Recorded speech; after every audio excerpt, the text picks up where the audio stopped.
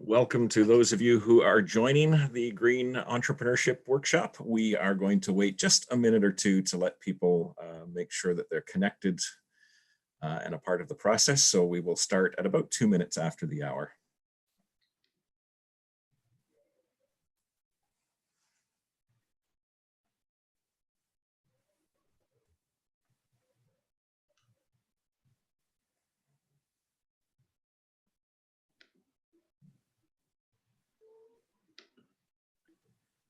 And for those that are just signing in, let me repeat that we will begin in about a minute or so.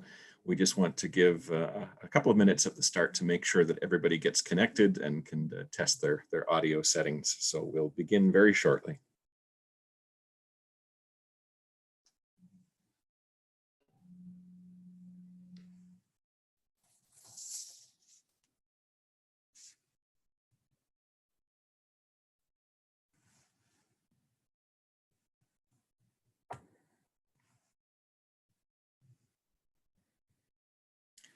And once again, for those that are just joining in, you are in the right place. You're at the Green Entrepreneurship Workshop, and we will be beginning in about 30 seconds. We're just giving a chance for people to make sure they're well connected to the platform as we start.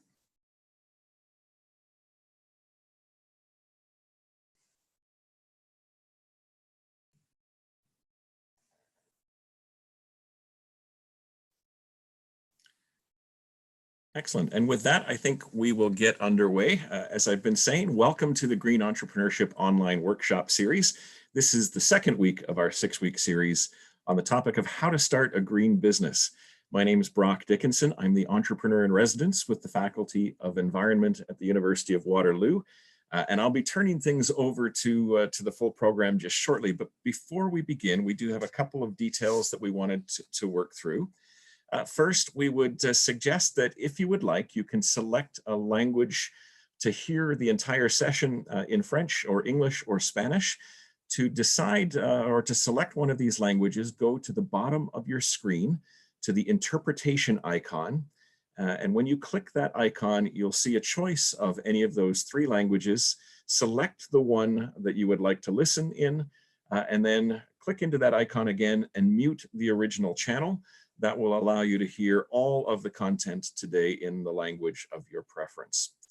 We will be video recording this session, so those of you who are interested in re-listening to some of the presentations later, this will be available on YouTube, and we will share the information about that with those who have registered. Before we move into the formal part of the content, as is our custom in Canada, I want to begin with a land acknowledgement. This event is being hosted by the University of Waterloo, which is on the traditional territories of the neutral Anishinaabe and Haudenosaunee peoples. And the University of Waterloo is situated on the Haldimand Tract, which is land promised to the 6 nations of the Grand River, and it includes a region 6 miles on each side of the Grand River. I do want to say thank you to those who have helped to make today's workshop happen, to bring it to reality. Obviously, the University of Waterloo and the Faculty of Environment has been sort of behind the construction of this series, but we certainly couldn't have done this without our project partners. And we're particularly grateful to the Commission for Environmental Cooperation for all of the work that they have done to help make this series a reality.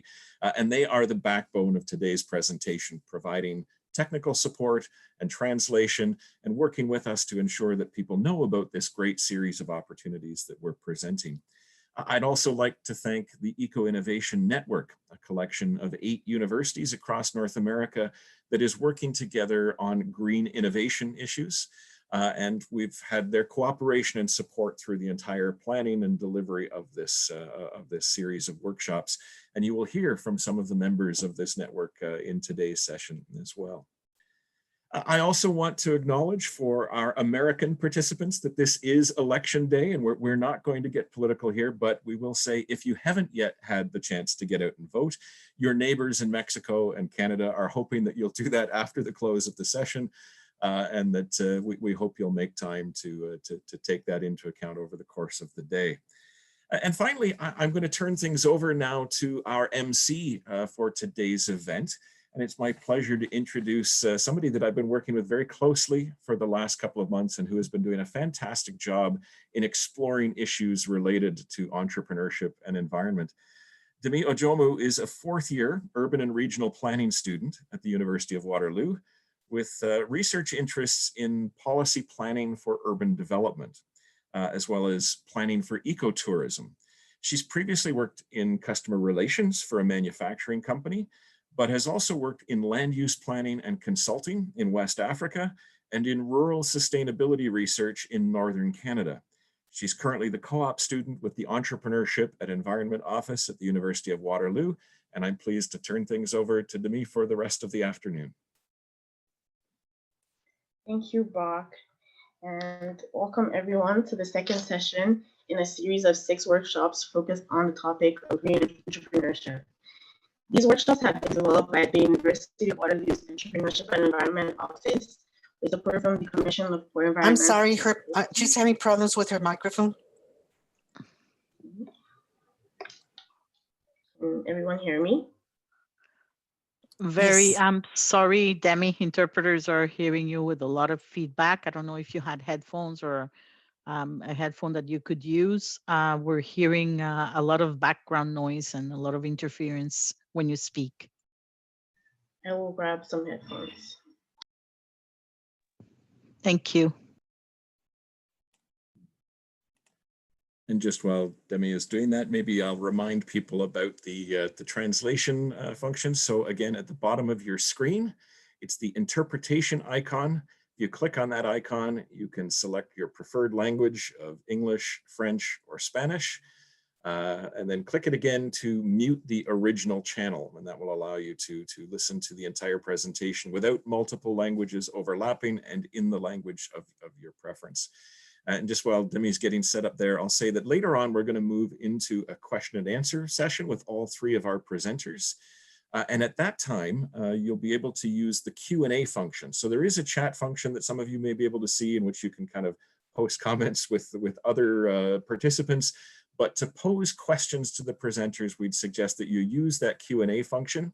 And we have folks that are watching the questions that come through there, and they'll be feeding those to Demi to ask to the panelists at the appropriate time. So sorry to jump back in there, but we'll keep the timeline rolling along. And Demi, I'll turn things back to you.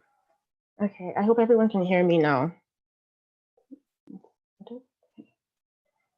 So this workshop was developed by the University of Waterloo's Entrepreneurship and Environment Office with support from the Commission for Environmental Cooperation and the EcoInnovation Network.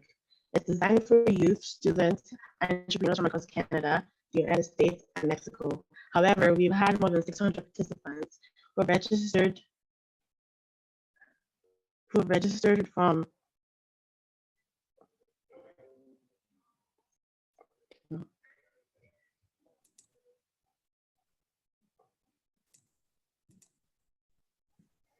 And let me jump back in. The joys of working online as we encounter these technical difficulties. So I think what Demi was going to share is that we have several hundred participants registered for these sessions, including obviously people from the 3 CEC member states, from Canada, the United States, and Mexico, but also from 35 other countries around the world. And we've been highlighting a few of these countries at the opening of each session. So let me mention today that we've had active participation from Sri Lanka, from Brazil, from Nigeria, from Turkey, and from the United Kingdom, as well as many others. But it's great to see so many people that are interested in the questions and ideas around green entrepreneurship.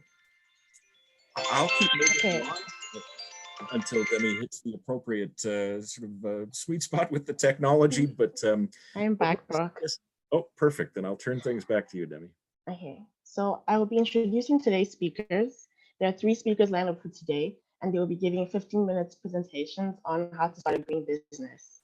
After that, we're going to open a Q&A session, and you can please use the Q&A function embedded in the Zoom platform to pose questions to the speakers. I'll try to select a few representative questions, and then we can be done in about 90 minutes.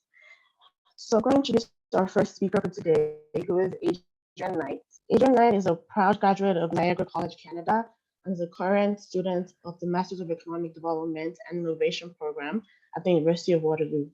In her current role as a business information officer for the St. Catharines Enterprise Center, she provides small businesses and startups support and guidance on various topics, including marketing, regulations, and business planning. Over the past 3 years at St. Catharines Business Enterprise Center, Adrianne has had the opportunity to work closely with hundreds of startups and small businesses. She enjoys building connections in the community and oftentimes connects clients with each other to share experiences or work together.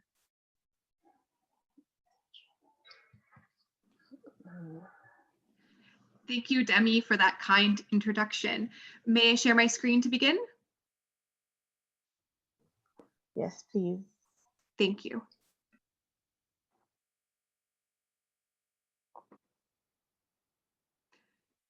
Good afternoon, everyone. It is amazing to see that there's young entrepreneurs and young talent from across the world that want to hear us speak today. I am a current student at the University of Waterloo, as Demi said, and I've had the opportunity to work with small businesses for over 3 years. And today I want to share a few insights and a few starting tools that you can use to start a business and that you can also use to start a green business. Our agenda for today is first, I'll introduce you to a little bit about our office and what our team does, because you may have services and supports like this wherever you may be in the world right now. There may be something like us available to you. Then I'm going to jump into 3 topics where I see my small businesses struggle the most. When I'm working with startups and entrepreneurs, these are the areas that we really focus on to help them create successful businesses. We'll explore what is viability and what are some tools that you can use to help with viability. We'll talk about the marketing mix, and then I'll nod over to understanding barriers to entry. Being that we only have 15 minutes together, I want to give you a snapshot, just a quick snapshot of some things to consider when getting a business started. There are full degrees and master's programs that talk about each of these topics in detail, but today we have 15 minutes, so I really hope that you enjoy the content I present with you, and I look forward to your questions. So our team is part of a network of 47 small business offices across Ontario. So if you're in Ontario today and you're looking to start a small business and you're looking for tailored support, make sure to look on the provincial website. I've seen offices like ours across Canada and in the United States as well. So there are supports out there for you. What we do is we provide small businesses and startups with general business information. We have seminars and events on small business topics ranging from marketing to finance to human resources and much more. We also provide market research guidance. We'll talk about market research really quickly, but that business plan, creating that business plan document to say, how am I going to start my business? And what does that next year and 2 years look like that I'm going to be doing to be successful? And we have our business consultations. So there are supports and services, I know, across Canada and definitely across Ontario. So make sure you research these and look into them. Today's topic, green business. I work with small businesses, businesses that are considered traditional businesses. My clients aren't in innovation and technology. They are small business, they're restaurants, they're handmade clothing, cosmetics companies, professional services. But I see my clients every single day doing things that are green. So if you're out there and you want to start a business and you want to think green, know that green is not just windmills and solar panels. Green can also look like this. The photo is of one of my favorite clients, and I also am an avid user of her products. It's something called Moya Shea. She has partnered with a farm in Uganda to offer premium Ugandan shea butter. She pays the farmers above fair trade wages. all of her packaging is glass or cardboard, even down to the chapstick. So I know if anyone has ever used it in Canada, when winter comes, it gets quite cold. This is cardboard instead of the plastic waste. This is a cosmetics company thinking green. How about laundry detergent strips, avoiding the waste of the plastic that we use for a laundry detergent? Alternately, having the strips in cardboard packaging. How about reusable feminine hygiene products like the Diva Cup or Hannah Pad? Those are things that are reducing waste. Produce bags. I actually saw that they were trying to develop produce bags made from yucca and the starch that's in yucca. Maybe it's a cloth produce bag. How about a restaurant using seconds to reduce food waste, or using the whole fruit or vegetable to reduce that food waste? So when you're thinking green, and if you have an idea for a business or something inspires you, know that it's not just solar panels, it's not just windmills, it's not just new innovative technology. There are things that you can do in your process to think green. So how do you get started? What are some questions that you need to answer? Well, there are definitely more than 8, but these are my 8 rapid fire questions that I ask my clients. The first time I meet with them, I always ask, what is the industry that you're in? And what are the customer trends? What are your barriers to entry? We'll talk about those in a moment. Who is your target client?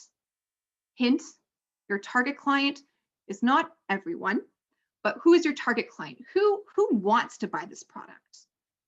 Are there enough of them for you to make a living? We want to start green, sustainable, socially minded businesses, but we also want to put a roof over our head and food on our tables. So do we have enough of them available to us that we can do that? What are my startup costs? The grand idea for your business. It's beautiful, it's amazing, it's exciting, but there are costs involved. So what tools and equipment do you need to get that business started? And how much is that going to cost you? Do you need suppliers? If so, who are they? My client, Moya Shea, she has her suppliers for her packaging and her suppliers for her shea. Also, she has essential oils. Those are all things that she does not physically have. So she needs to build those relationships. The biggest question I get is, where can I get the money needed to start? Starting a business costs money. Where will you get the funds to get started? And we'll talk about that in a couple of slides too. Then the big thing, if you've ever watched Dragon's Den or Shark Tank, I'm not sure what the version is named that's in Mexico, but what sets you apart? What is your unique service offering? What is your value proposition? What makes you different from your competition? So these are 8 key rapid fire questions that I ask my clients. And if they don't know the answer, research is key. It's taking the steps you need to look online, to get out to your community, and to find out. When we're looking at our business viability, viability is essentially, can it maintain itself? Can the business maintain itself and potentially turn a profit? If you're looking to support a social cause, are you able to support that social cause based on your business model? So there's 4 tools that I like to use with my clients. And again, we only have 15 minutes, so I won't be able to jump into a lot of detail, but I look forward to your questions. The first one is the business model canvas. Now, the business model canvas is 1 page, 9 various sections that all relate to your business. From who's your target client, what are your revenue streams, what are the costs involved, what is your unique value offering, what kind of relationship do you have with your clients, what are the key resources that you need to get started, how much is that going to cost you, who are your partners. So this model is essentially a 1-paged business plan. There's other canvases out there. There's something called the flourishing canvas. A lot of social businesses and green businesses sometimes use that flourishing model.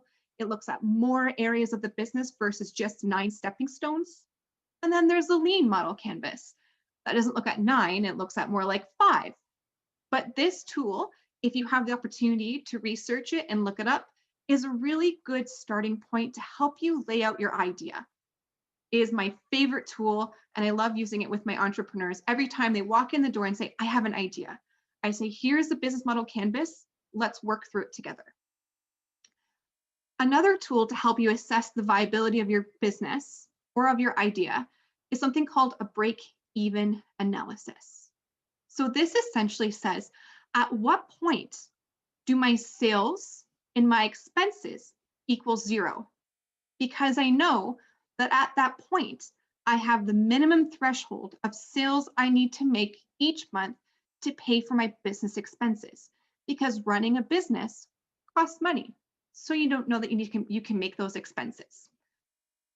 For the break-even analysis, essentially, after you hit that 0, everything there afterwards would be profit. So what is the minimum threshold of sales you need to make ends meet is essentially what the break-even analysis helps you do. My next 2 are the startup budget. Earlier I said, you have an idea, you want to start a business. Let's list everything that you need to get started. What are the tools? What are the equipment? What's the resources that you need to start this business?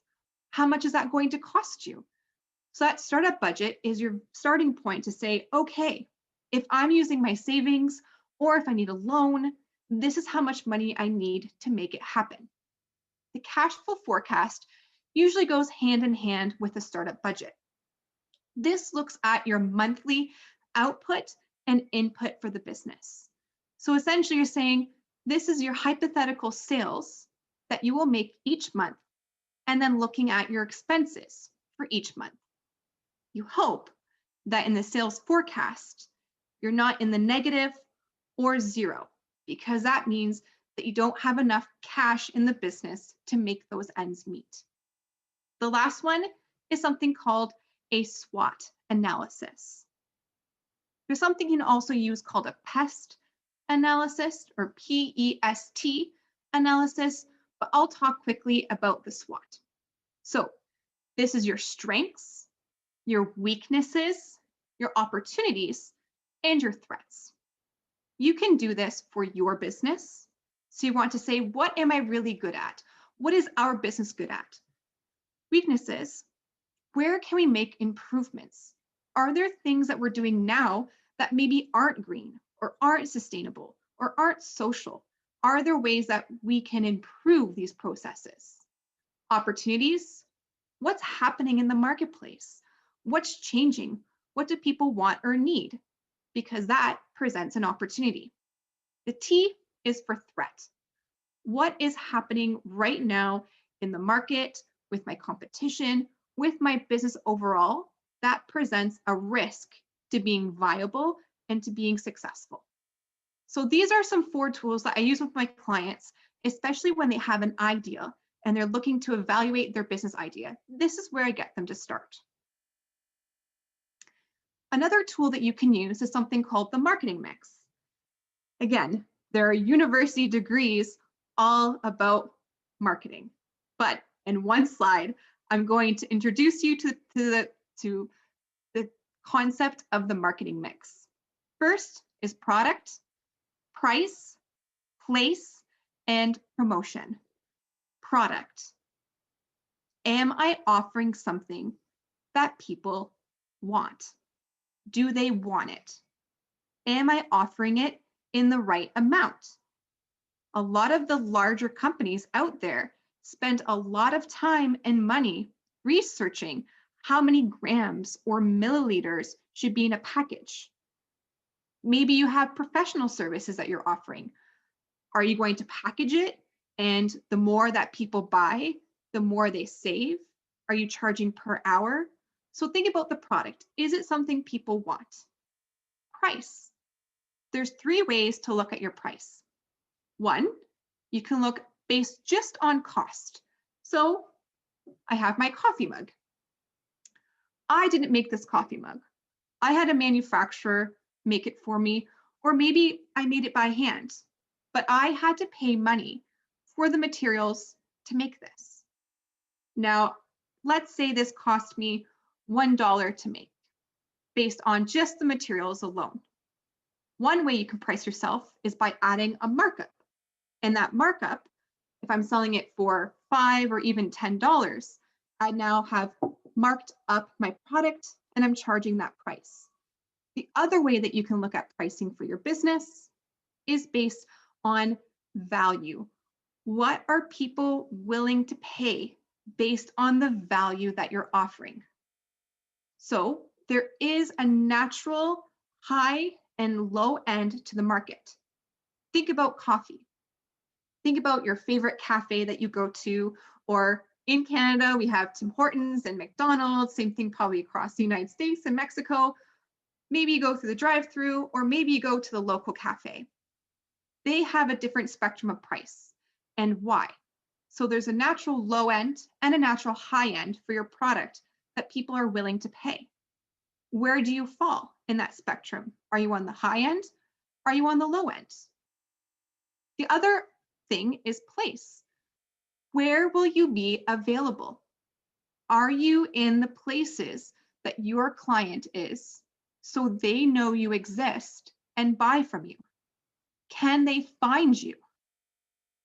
I know I've been to the grocery store recently looking for a particular product, and I think I searched the grocery store for 45 minutes and still could not find what I was looking for. I eventually found it in an aisle I did not think I would find it in. So are you easy to find? The last is promotion. How are you going to market yourself? Are you going to use Instagram, search engine optimization? Maybe you have a classified ad section. That could work depending on your target client.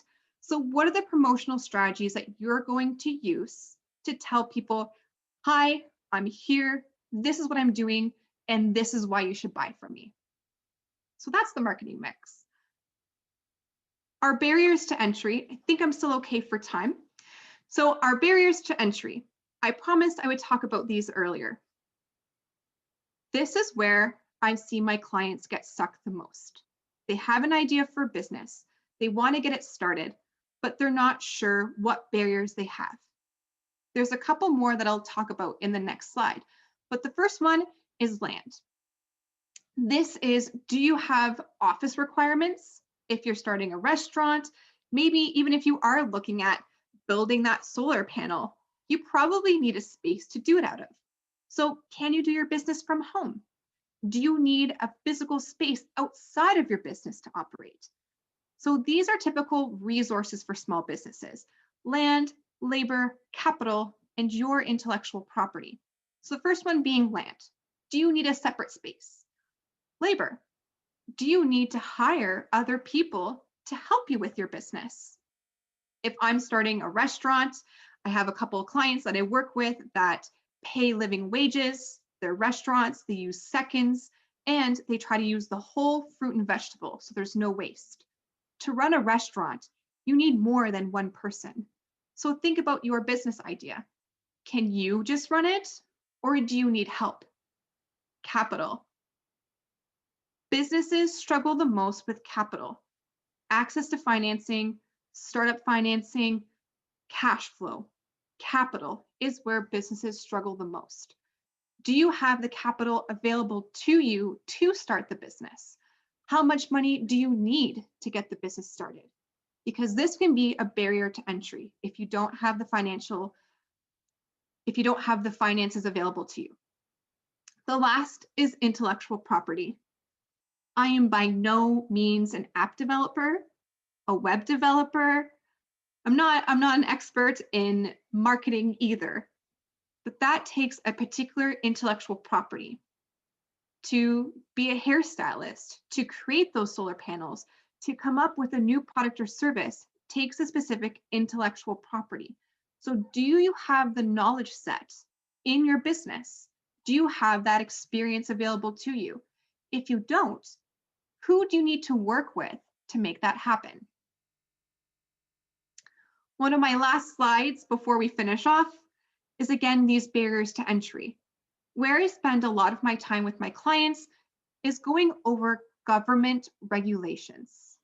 Yes, starting your business is a lot of work, and the government also has some requirements for you as well.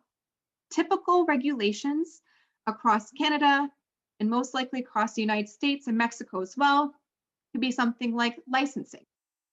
So the government sometimes licenses specific types of businesses.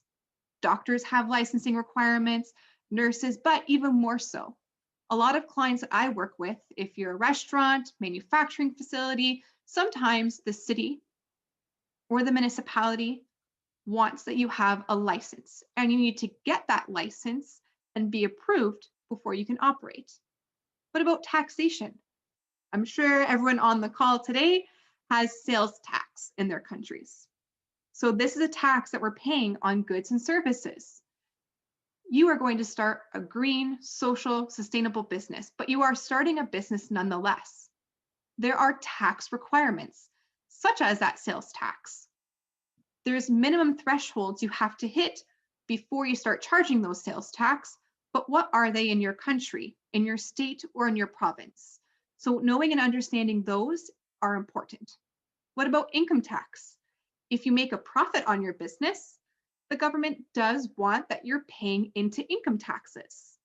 So you might be on the hook for paying some money out of your profit for income taxes. Another common barrier or government regulation would be something like business insurance. Now, fun part is now you have this idea, you've gone through the SWOT analysis, your break even, you're really excited to get started, you're crafting your business plan. Now you're saying, I need funding to get this started. The first place you're going to find that funding is your savings. So working hard right now, maybe you're working a part or full-time job, you have savings available to you. That's most likely where you're going to be able to access your first funds to get your business started. Love money is a term that we use, and that essentially is friends, family, people who love you and say, I believe in you, and they gift you money for your business. The next one would be a loan. This is where we go to the bank, we give them our business plan, we give them our cash flow forecast that we've created, and we say, I am looking for X dollars to get my business started. When you go for a loan, they do ask for things like your credit history, they want to see net worth statements. So when you go to the bank, be prepared that they're going to ask you for more documents.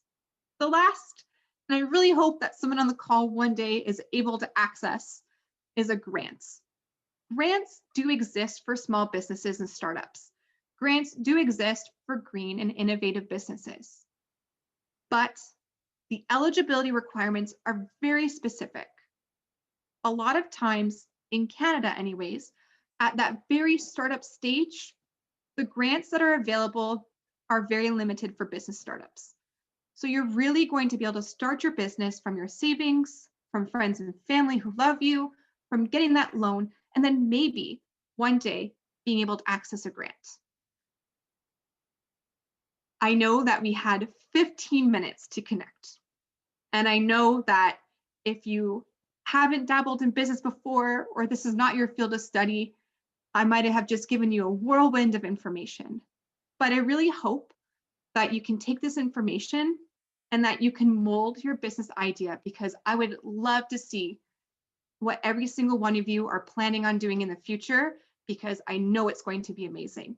Thank you so much for your time. Thank you.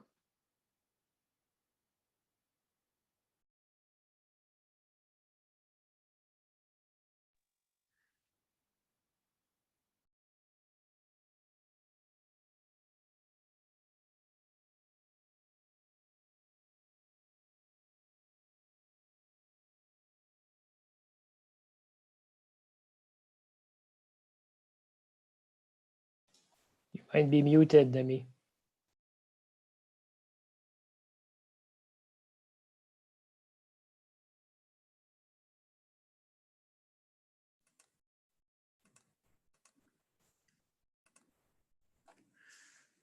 Right.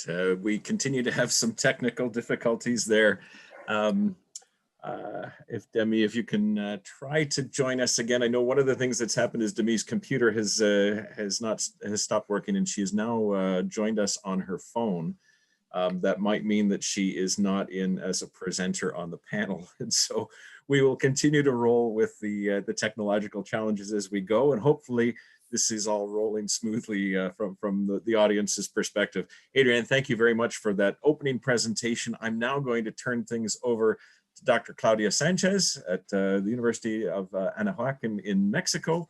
And we really look forward to Claudia's presentation. I mentioned the EcoInnovation Network earlier, and Claudia is one of the founding members of the EcoInnovation Network, where she has been using the work that she does at her own university in Mexico to help educate and enlighten universities all across North America about the wonderful things that she's been involved in. And it's really great to have you here with us today, Claudia. Thank you.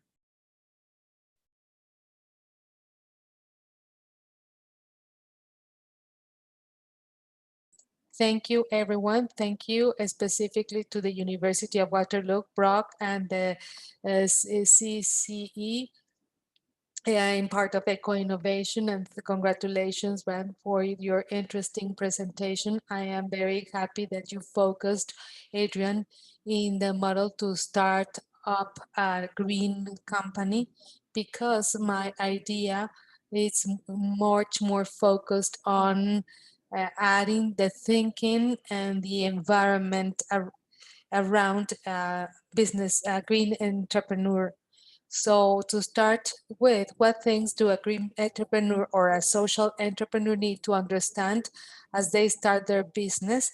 Let's go to that specific moment, that entrepreneur that says that wants to do something, but he or she doesn't know where to start. So I call them baby steps. Start from zero, start with baby steps, with the basics. And for me, starting from the basics is on trying to acknowledge that sustainability has to do with how feasible is what we're going to propose with our ecosystem, environment, and connection with what is common where I live. Understand to which territory I belong, which is the biological corridor connected to this place, and start from that point, because sustainability is a key element that exists in that element. It's not an element that we're going to bring from a foreign model or a very foreign theory. Sustainability is there, what we are at, and we have to highlight it. So my first suggestion is to create a sense checklist. How do we as babies start understanding our environment? Through exploration. So explore the community, go to the markets, listen to the community, see what we observe, what we taste, what we feel, what we hear, what we touch, what caused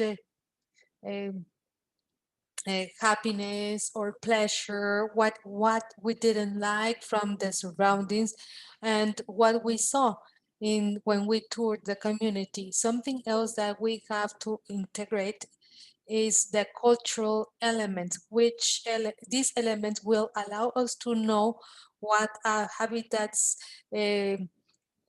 customs, social rules, rights, history, unique words or elements that identify this culture. We have to understand that, because when we name, for instance, a product, or when we launch the positioning of our services, this habit, this word that we find in that community, that word will help us understand the line to start up, to start our product or to launch our product. That's why that in that initial checklist, we have to take notes of everything that we see, feel, taste, etc. Also, we also have to take into consideration trading, how they trade, how they do it, which are the chains of supply, what other industries are connected to this industry, to this community. All these will provide additional information to the first ideas that we want to collect. After we have this information, we have to map all the data we collected. How can we start these maps?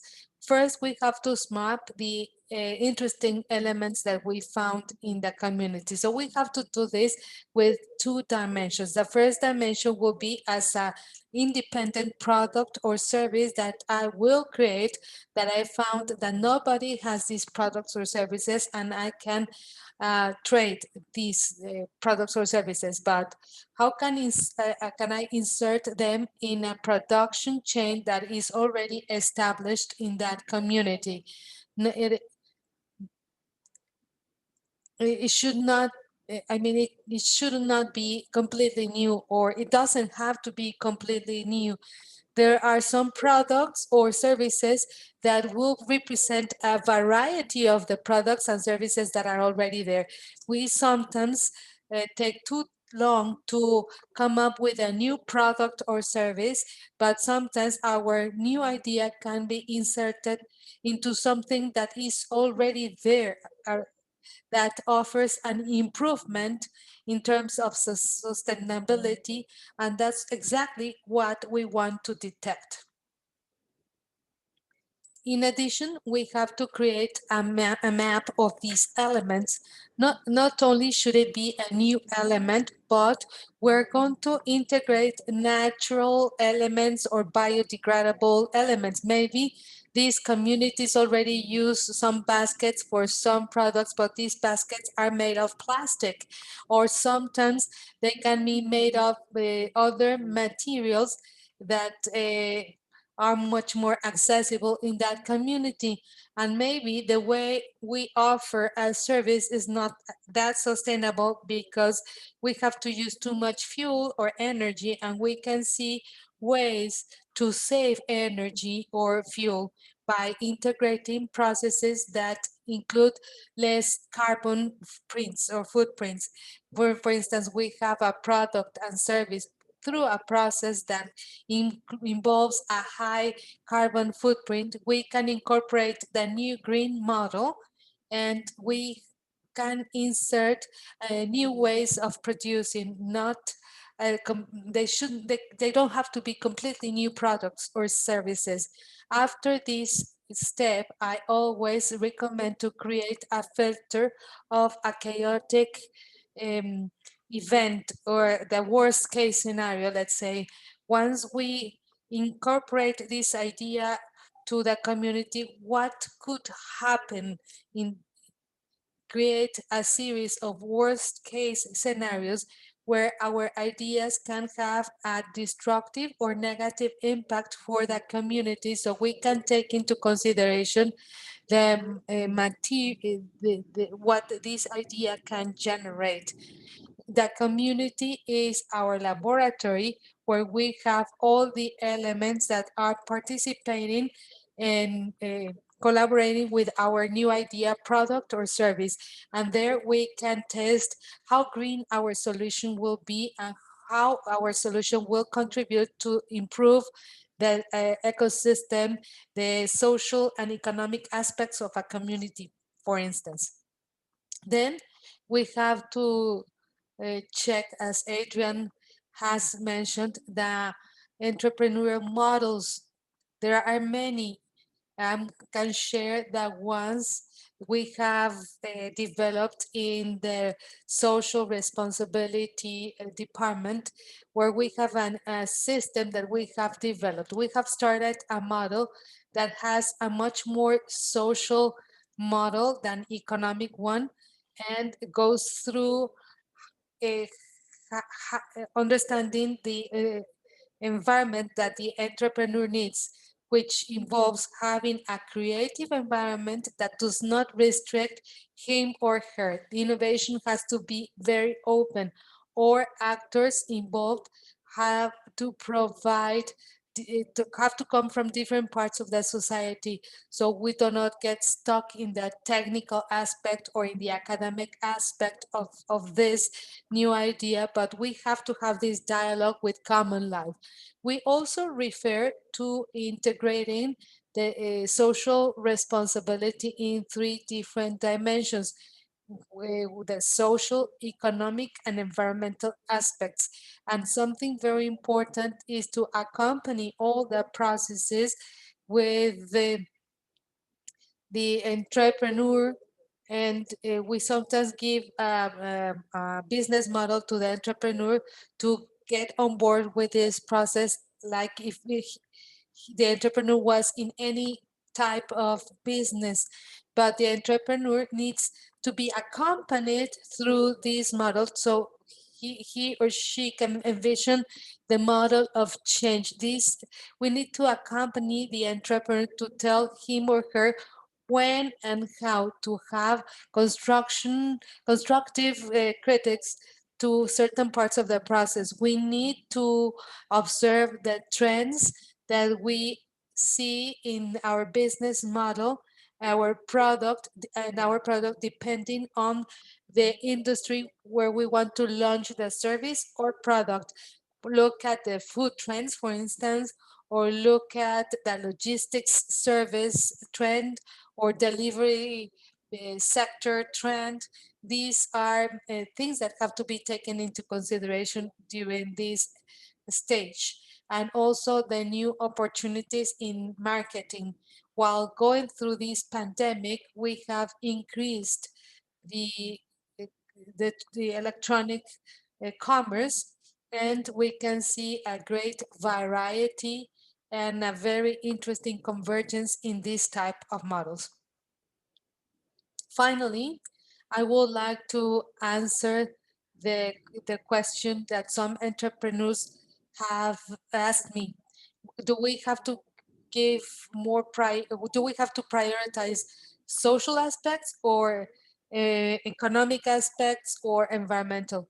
So when we talk about the theory of change, it'll be a great guideline to make sure that these goals include the social, economic, and environmental aspects. When we only prioritize a green business or a green in, in company, we're not taking into consideration the social and cultural impact of our entrepreneurship, and this will set us back when we find out that it has an impact because a community is marginalized, or we do not take into consideration the cultural aspects. We will have to go back to fine tune our business model process. So we have to do this from the very beginning. Finally, which are the main obstacles for the green entrepreneur? I think that the main barriers that I have witnessed with social or green entrepreneurships is the concept isolation, sensorial, theoretical, and experimental isolation. This entrepreneur lives very isolated and thinking that from his or her garage, classroom, he or she will be able to move forward. And they fear to share these ideas, and we have to build this new idea from very many aspects. We don't want to be entrepreneurs because we want to make sure that we're going to do things right first, and that delays the idea of having some failures to learn, making mistakes to learn. When I asked the EcoInnovation Network what was the main barrier to start working in green companies, and they said because they fear they won't be successful, but we have to try to make it happen. Is it necessary a green entrepreneurship? Well, I think that we need to start right away. A renewed world will always need our help, but we have to be very brave to be to want to change things. And I remember that Ratatouille film where the chef Gusteau says anyone can cook, and I think that as anyone can cook, anyone can be a social or a green entrepreneur. You just need to have this desire to try to have these discussions and work on this idea. So these are my contact information. This is my contact information. Thank you so much.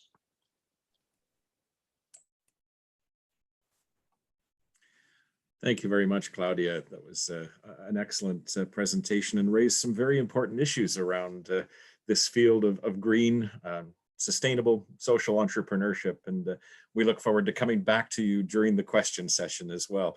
And I apologize, Demi is still with us, but we are having some technical issues. So I'm going to take over a little bit of the MC duties here for the next little while, and we will keep moving along. Our third and final presenter today is Tania Del Matto. Tania is an experienced sustainability professional who has worked with a variety of private sector industries, public sector institutions, nonprofit organizations, and social purpose businesses. She serves as the founding director of Greenhouse, a social impact incubator hosted within St. Paul's University College at the University of Waterloo. It's a program designed for students to create and launch projects and startups that tackle pressing social and environmental problems. Tania has a bachelor and a master of environmental studies from the University of Waterloo. And Tania, it's great to have you with us today. Thank you for spending the time, and thank you for the content you're about to share with us.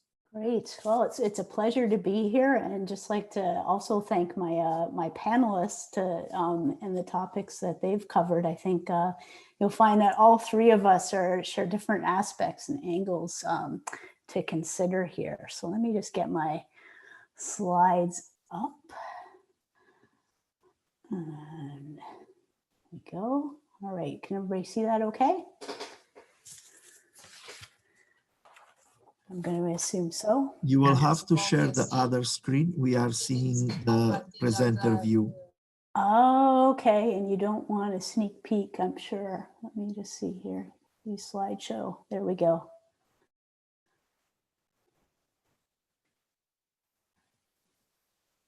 So Okay. you will have to change. That's okay now. There we go. All right. Awesome. Okay. So as Brock introduced me in those welcoming remarks, Greenhouse is a social innovation community located at the University of Waterloo. And our primary kind of focus is helping young people start businesses, start change projects that tackle social or environmental problems. And I think that this picture, although we love to be back in person, I think is really illustrative of our community in terms of bringing young people together and putting them in a supportive environment to help make their ideas happen. On our programming side, we help both students that have ideas launch ventures, and then we also help students that might not have a specific idea yet, but want to do something meaningful in the world. We actually bring them together in teams to solve social or environmental problems within organizations. So sort of there's an entrepreneurial and an intrapreneurial aspect to the work that we do. So for today's presentation, I kind of looked at that question of how do you start a green business, and wanted to highlight in particular the you part, being you as the change maker, you as the entrepreneur. How do you start a green business? And I wanted to use some examples from our innovation community to kind of illustrate 5 tips for getting started. And I think that these complement the previous 2 presentations as well. So hopefully you can take away parts of this to get your venture up and running.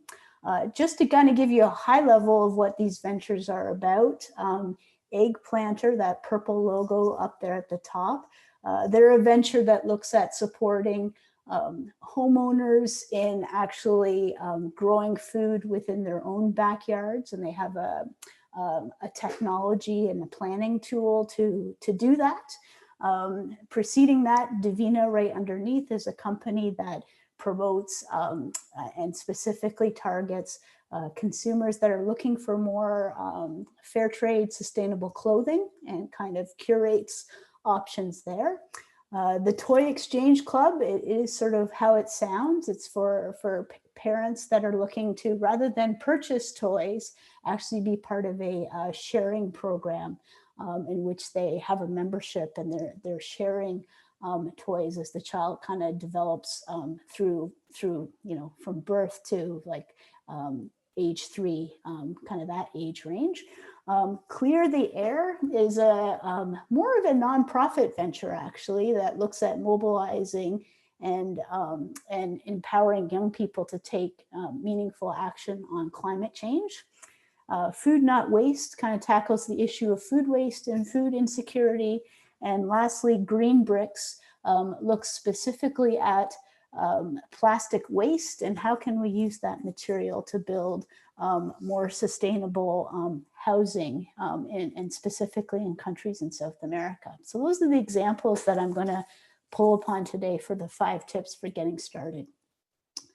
So the first tip, it might seem like really obvious, but sometimes we get so caught up in our heads and our ideas and planning that we forget that we need to get out there and engage in the real world and talk to real live humans about our ideas.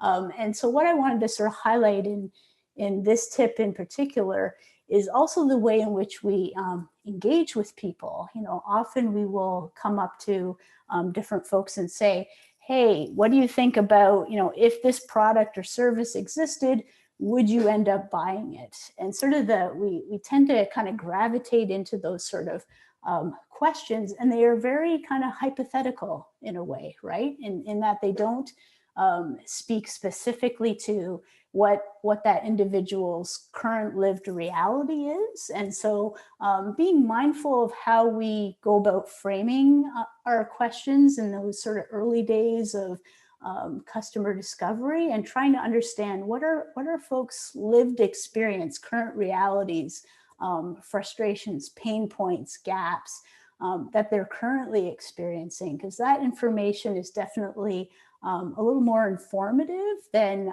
going down the route of, if this were in place, would you end up purchasing it? So that's my tip number 1. And to kind of give you an example of like talking to humans. So this is Eggplanter's stakeholder map, if you will. And over the course of 4 months with us, spent a lot of time going out, engaging with people, interviewing people, networking. And also the beauty about talking to humans is not only do you better understand your potential customer, but then you also pick up along the way potential advisors or other team members that might also want to join in your venture as well. So definitely something that, you know, right off the hop, like often I ask folks when they come to see me, who have you spoken with already about this problem, right? To get a sense of how much they've engaged in the space and have an understanding of who's in the space. So that's tip number 1, talking to humans. Tip number 2, go sell something. And some people are like, but I don't have a product or service yet. It doesn't matter. I mean, the sooner you get out there and try and sell what you're envisioning or what you want to put out in the world, the more immediate you'll start getting feedback, which will then inform that product or service that you're looking to put out there into the marketplace. So, you know, rather than investing a huge amount of time in, you know, developing a product or service, get out there with any sort of prototype, example, concept, and get out there and start selling it. And it can take the shape, it can take the form of many different actions. In some cases, it's about trying to bring people on board for the first pilot and showing, you know, what that, you know, piece of software or service will look like through a PowerPoint presentation, for example. The whole point is you want to get out there as soon as possible and start selling. So, so one of the examples, this is Divina, the company Divina. Their whole space that they were looking at was, wanting to kind of test out the marketplace on, are people looking for fair trade clothing, more sustainable clothing, and what can we do maybe if we curate from various suppliers more sustainable clothing? What does that market look like? So they ended up doing a whole bunch of different pop-up stores, and each pop-up store got more and more elaborate and engaging. And immediately, just from going out and doing that interaction with their customers, they were able to really get a better sense of who they were looking to serve and really kind of fine tune their offerings as well. So it's definitely something that I advise, any entrepreneur just starting out, like, what have you sold? Like, think about it. Like, what can you sell next week, right? And that really pushes you out of your comfort zone, perhaps, but it helps you in terms of getting the feedback for your idea as well. Tip number 3, and I think Claudia touched on this a bit in her presentation as well, is as a green entrepreneur, it's really important that you demonstrate that you are green.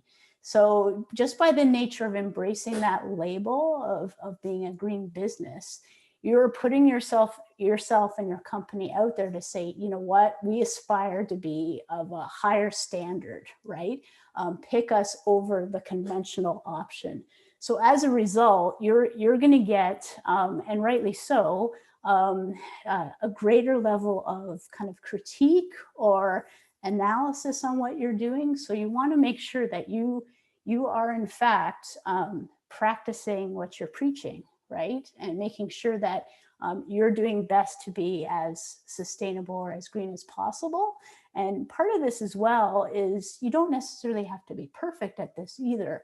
It's really about being transparent about, where is your company at? This is what, you're currently offering. This is kind of the process in which we've used to determine, these products that we're offering are in fact as green as possible, or, what, we're innovating more in this space to get to an even more significant point in advancing sustainability. But you always have to be aware of this. It's about building trust, right, with your customer. And if your core sort of value proposition is being green, then you need to demonstrate like how you are delivering that. So I've got a few examples there. So with the toy exchange company, this is sort of like they offer a monthly subscription, and you get a variety of toys in the mail, and it's kind of crafted along the lines of the age group that your child is in.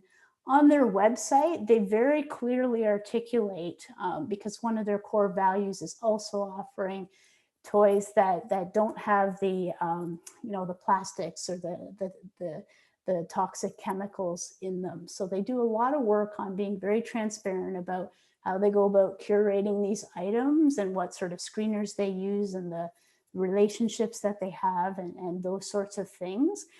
So kind of a very concrete example of just how, and also recognizing that there's certain categories of toys where they're still trying to navigate and find the more sustainable option as well. So again, even if you don't get to that kind of gold standard, it's really important for the trust building to kind of interact and be transparent about where you are in the journey, if you will. Another example is Clear the Air. So this is the venture that's looking to mobilize young people on taking meaningful action on climate change. And the founder does a lot of work on having a blog and podcast series to kind of talk about, how do you navigate this space of sustainability as a young person, and how do you embrace it in your own everyday life, right? And so she puts out there a variety of things that she's doing and different, the choices that she's making with respect to, transportation or the products that she's purchasing or the energy or water use that she's using, right? And just kind of making it, again, like really transparent and walking the talk. And, not necessarily saying, I've got all the answers, but putting it out there in terms of like, really reflecting the value set that you want to communicate as a green entrepreneur. Tip number 4, fall in love with the problem and not your solution. So what I mean with this is that for entrepreneurs just starting out, you've kind of got this idea and this problem that you want to solve. The idea is going to change because, and it may change dramatically. It might change on the edges, if you will, right?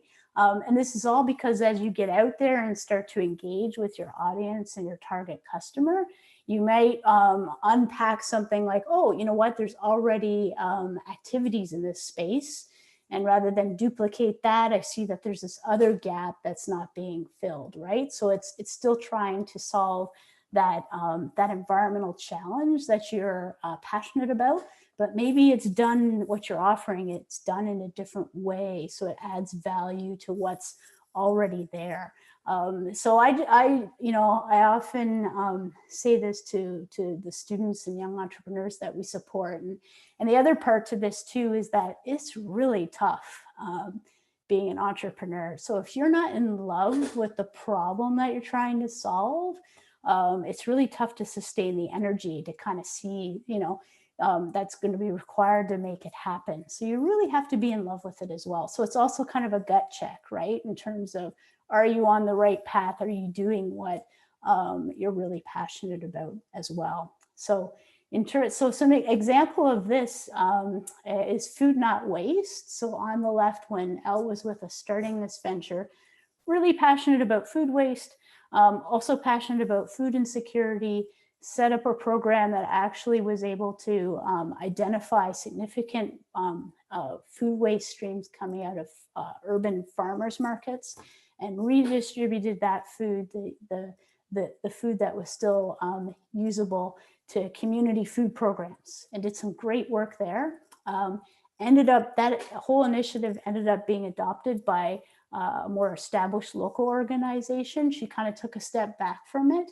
And was feeling like, okay, well, maybe this isn't necessarily like, she couldn't find the appropriate business model to kind of keep it up and running.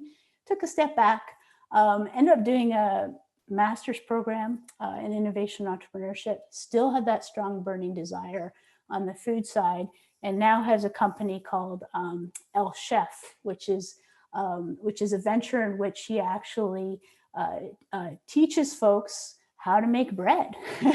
and perhaps, as you can appreciate, depending on where you're situated, since the pandemic happened, lockdowns happened, there was a run on people making bread. So her company, she was well positioned, and her company has actually taken off since then. So bit of a pivot, right, from her original idea, but still in that whole space of food and something that she loves. One of my last tips is ask for help, right? As Adriann had mentioned earlier, it's really important to get connected with community support programs, whatever is happening locally, right? So try and, as much as possible, and this kind of fits into talking to humans, is you need to build a support network around you. You alone can't do this all on your own, right? And nor should you. So asking for help, tapping into those resources, surrounding yourself with people that are equally passionate about solving the environmental challenge that you've identified, super critical to kind of sustaining your effort, and also super critical for just unlocking opportunities, right? The more that you've built your support network, the more opportunities there are for collaboration, for funding, all those sorts of things. So hugely important. The last example with this would be venture green bricks. So this is concept of looking at plastics that don't end up being recycled. How might we use these to actually reformulate them into sort of like these huge Lego bricks, if you will, that can be used to build structures. And so Green Bricks is exploring this product, actually looking at the housing issue in countries in South America. Out of the gate, always asking for help, always kind of connecting with different networks, putting yourself out there, getting involved in pitch competitions, all this kind of stuff, right? Building a network, building a community around you. So super, super important in terms of getting your idea going. And like I said, never feel like you can do it by yourself. It's just, you know, it's a lot more fun if you can build a community around you to make your ideas happen. So those are my 5 tips to convey. Lastly, on my last 2 slides, you know, how you might be able to get engaged, how we might be able to help you, regardless of which part of North America you're situated in. Please, I invite you to follow us on Instagram. We're always profiling these various startups, and we have now with, you know, offering everything online. There's events and opportunities that you could perhaps engage in, irregardless of if you're a student or not. So critical way to kind of keep on top of that is following us through Instagram. And then if there are some folks out there that are students at the University of Waterloo, highly encourage you to reach out. We have accepting applications to our social innovators in training. And that will be starting in January, free 12-week training program, help you kind of get your idea off the ground and have opportunities to access some funding to do it. So feel free to absolutely reach out there. Lastly, this is my contact information. You'll of course find me on LinkedIn, so feel free to reach out. And with that, I'll conclude my presentation. So thank you very much. Excellent. Thank you, Tanya. And I'll invite Adrianne and Claudia to come back and join us as well. We've been getting lots of questions in the Q&A section. So let me start with Tanya, since you're already primed with the mic live. For sure.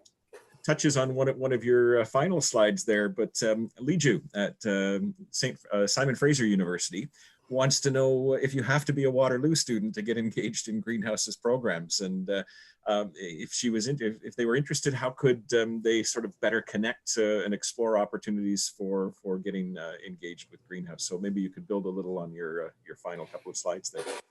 Yeah, absolutely. Well, I definitely encourage you to the first part is just follow us on Instagram, because we're always posting different opportunities there. So whether it's events that we're hosting online or innovation challenges, those are going to be wide open for anyone to participate in.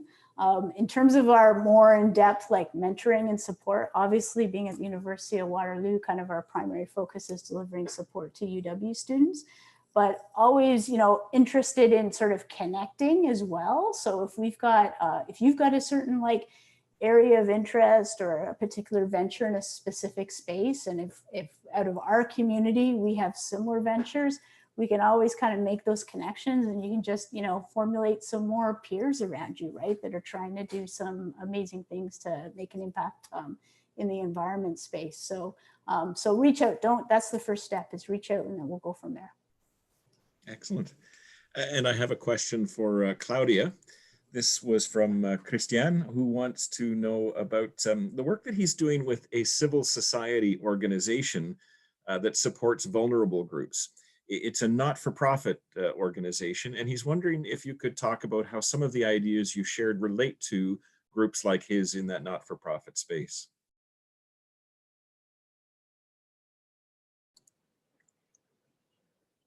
Of course. This is a very interesting question, and I think that it depends on the legislation that applies for civil organizations that are nonprofit. We have organizations in Mexico that, for example, an organization of the civil society operate like any company, because what they obtain in the way that they are working with the community that is benefited, that doesn't become like a company of workers, because it's a different organization. We would have to first know what is the legal, or what are the laws for that or civil organization that is going to work in the community. And there are different options. For example, we work in a community which is turtle farm, and there's a community of farmers, and working with them in protection of the turtles, we made a special diagnosis regarding the needs of the community. And what they wanted was to have money in order to fix the park better, where all the community and the children met. And it was a very interesting place for this community, culturally speaking. So we had this idea that there was a lot of plastic waste, and that is how we designed a great network so that all the community could participate collecting all the plastics. And we organized an alliance that worked with a community that was a little bit farther out. And they would come and collect all the plastic waste and that they segregated. And then they received money. And with that money, they created a fund in order to improve the community and the turtle farm. But the civil organization could be for children or for women or for senior citizens, and see what are the possibilities so that these beneficiaries could participate elaborating the product. It could be, for example, soap manufactured with marine algae because we are in a coastal area, or maybe it could be a company that could donate plastic waste with which you can design maybe a pencil or a frame or a basket, that this process could be taught to the members of the civil organization that you want to involve, and to obtain a product that has a sense of marketing with social benefit. And it is managed differently to the commercial marketing. So that would be my suggestion. And if you want to know more about this, well, you can write to me. Excellent. Thank you, Claudia. Gracias, Adrianne, Claudia. Maurizio was in touch with us and wanted to know if you could give another example of a break-even analysis. I think he was interested in the idea and just wanted to get a more practical example of how it works. Wonderful. Can I share my screen? I actually saw that, so I pulled up the calculation. So I'll share my screen. I'm a more of a visual person, so I will share my screen and I will show you this is the business template that we use, the business plan template we use in our office. But along the bottom is an example for something for that break-even analysis. So essentially how the calculation works is that you want to take what are your total overhead costs. So these are the things that you have to pay for regardless of sales coming into the business. So if you have rent that you need to pay, your insurance, these are fixed costs. So that's your very first number that's going to be on the top. Then you have the P minus C. So P is the price that you're charging clients for your product. In this example, it's $10 for this product. So the P minus C. The C is, sorry, it gets a bit technical, but the C is cost of product. So I have my cell phone in my hand. For the manufacturer, it came at a cost to them. For the screen, for all the technology inside, this cost them money, and then they're selling it to us at a different price. So that's where the C comes in. So I've worked with clients who maybe are doing handmade clothing, or they're reusing old clothing and making it into new products. So sometimes that C is quite low. So essentially what you want to do with this calculation is take your overhead costs each month and then divide it by that 10. So in this example, it's $10,000 is the hypothetical costs for the year or the month. I'm charging my clients $10 per product. The direct cost to me is $4. So I have $10,000 divided by 6, which means that I have to sell 1,667 units of this product just to make my ends meet. So this is a really good calculation, especially if you have those fixed overhead costs like rent that you're incurring each month. I hope that answered the question. It can be a bit technical, but I hope that helps start to answer the question. Excellent. That's a great response. And now that you've showed that on the screen, it'll be captured in the video as well. So people will be able to see that afterwards. And I can put some resources in the chat as well. If that's okay, I have a couple of links that I brought up. I can also put that in the chat. Yep, perfect. That sounds great. And Sarah had a question for Tanya. Tanya, you talked about if you're a green business, you really need to demonstrate that you're a green business. And part of that is making sure your supply chain is pretty green. So can you recommend any good ideas or tools or approaches for searching out a truly green product supplier? Well, I guess you can obviously get in touch with it more specifically, but I guess I answer that more generally. It depends on the product or service you're offering, right? So in some spaces, there will be things such as like eco labels, right? That are third-party certifications. You can kind of use those sorts of frameworks. You can use things like the B Corp framework. It talks a lot about not only the environmental, social, but also kind of the economic piece, making sure that, fair wages, those sorts of things as well. So those are kind of templates for different certifications where you can work with suppliers. I know that there's also companies out there that will work with a business and kind of help do that analysis for you. So it might even be something that, depending on the space that you're in and how far your company is along, it might be worth the investment of hiring a supply chain specialist to kind of give you some of that more specific advice, right? So, but do reach out if you've got more specifics on that. Feel free. I'd be happy to send you some resources. It all depends on the area that you're in. So. Excellent. Thank you, Tanya. I'll point out that in the chat, Adrianne has already posted that blog post on break-even analysis. So I know from the chat function, some people can't use the chat. Professor Arap Bor in Kenya, I did see your message there earlier. We apologize for that, but hopefully everybody can see what's in that chat function, and Adrianne has shared some things there. We do have another question that I'm going to pose to both Klaudia and Adrianne. Maybe I'll start with Klaudia. And this was a question about the most used tools that somebody wanting to be an entrepreneur could use as they think about how to start their business. And so the business model Canvas was mentioned a couple of times today, but what other tools or resources would you recommend? Maybe there's a great book or a great website or a great tool that you would recommend to somebody who's thinking about becoming an entrepreneur. Klaudia, do you want to take that first?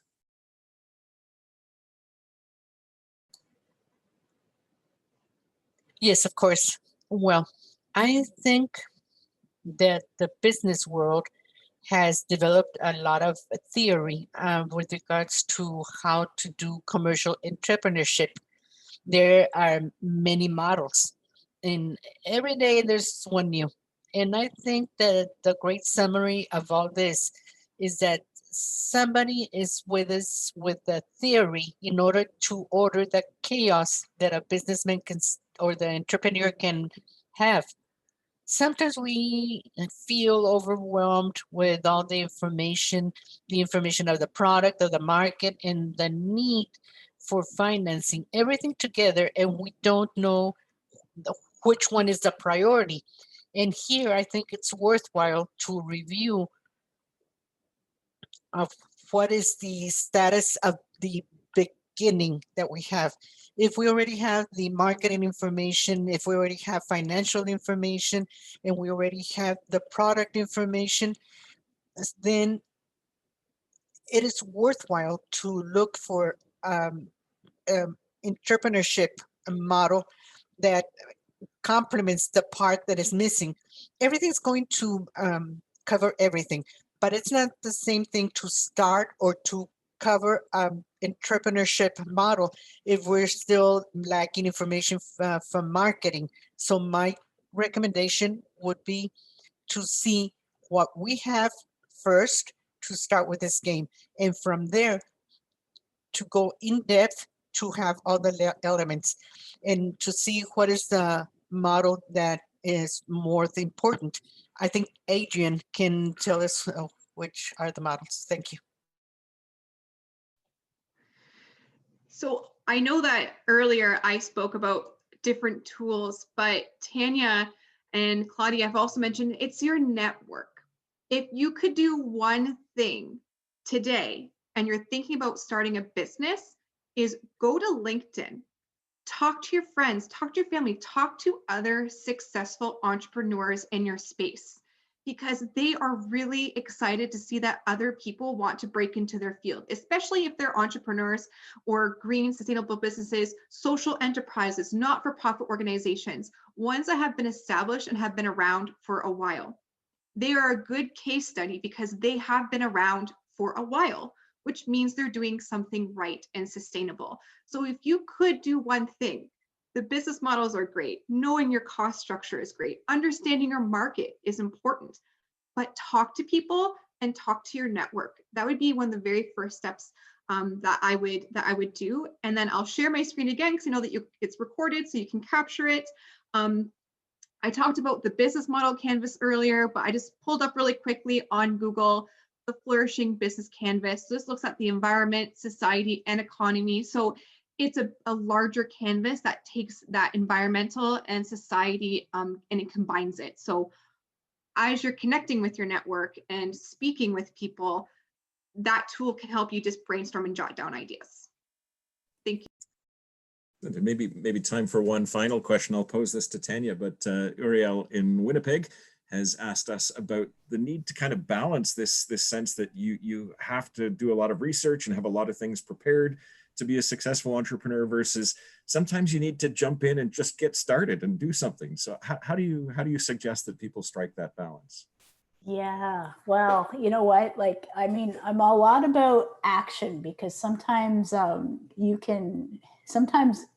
continual reading is a form of procrastination and you're not getting out there, you're not making those connections and not understanding who's doing what. So at the very least, like, you know, by virtue of networking and talking to folks that are in the space that you're looking to get into, who knows where those conversations can go, right? So you might have a sense like there's a gap in a certain area. And then after you talk to like 5-10 different connections and colleagues, you realize that, ooh, you know what, I've just uncovered that there's this really neat business that's doing something really meaningful in this space. And you know what, they can even use my skills. And so part of this entrepreneurial journey is also, you know, you might end up finding opportunities where you can join forces with others as well, right? Because one of the important things to kind of take stock of in your own journey is what part of this space are you passionate about, right? Because there's certainly sort of the structures of creating a business and administering it and doing the marketing and all that stuff. But you might just also very well be more interested in the product innovation, right? So maybe there's more, you know, you're more better suited to a role that you work with inside a company to build that environmental information and innovation and not necessarily be consumed by, you know, the marketing, the sales, the et cetera, et cetera, et cetera. So I'd just say, yeah, get out there, talk to as many people as you can in the space and just try and figure out, you know, what feels right for you, right? And be open to different possibilities because realize that it's really tough to start something on your own. So it very well might be through those conversations you find something where you can join forces with others. Excellent. Thank you very much. And in the background here, I'm attempting to switch to screen sharing. We are right up against the time limit for today's sessions. I do want to say thank you very much to everybody who's participated. We had about 200 people in the session today, which is absolutely great. This is the second of 6 sessions, and I do want to sort of point out that we will be back again next week for a similar kind of topic, entrepreneurship and the sustainable development goals. And you can see on the screen the range of presenters we have here. Our first week was entirely in English. This week we have been bilingual with English and Spanish. Next week we will be trilingual as we go literally across the continent for some of the key thinkers in the issues of entrepreneurship and the UN's sustainable development goals. Charles Baudry from Montreal, Raul Hernandez from Mexico City, and Grace Rodriguez from Houston, Texas will be a part of the session as they share their ideas about how entrepreneurs can work towards the Sustainable Development Goals. I hope that you'll be able to join us. And just as a final word today, I do want to thank our three presenters very much. We appreciate the effort that went into sharing this information. I want to thank Demi, our MC, even though the technology didn't work out for the full session, but appreciate her efforts.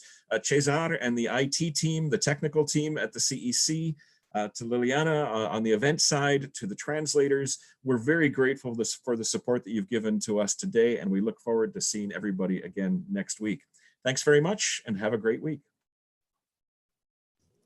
Okay, thank you. Bye, everyone. Thank you, everybody.